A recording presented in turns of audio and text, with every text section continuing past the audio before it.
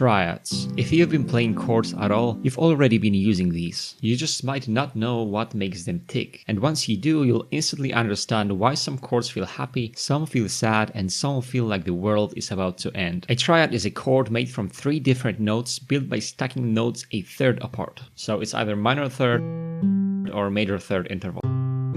You already know 2 of them. A major triad consists of a root, a major third, and a perfect fifth. The interval between the root and the third is a major third. The major chord usually sounds bright and happy. A minor triad is formed by lowering the third by a half step, creating a minor third between the root and third, while the fifth remains a perfect fifth. This change gives the chord a different tonal color, often described as darker compared to the major triad.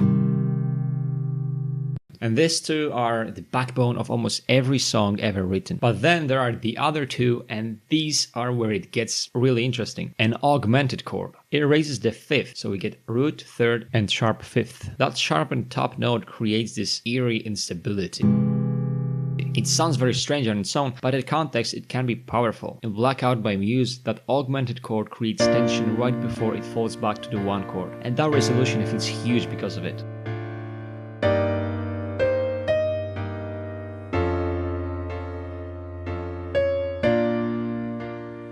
A diminished chord. It lowers both the third and the fifth, so we have root, flat third, and flat fifth. It's very tense and even anxious, and out of context it sounds terrible. But in Love is a Losing Game by Amy Winehouse, it adds this weight and drama that a regular minor chord just couldn't give you.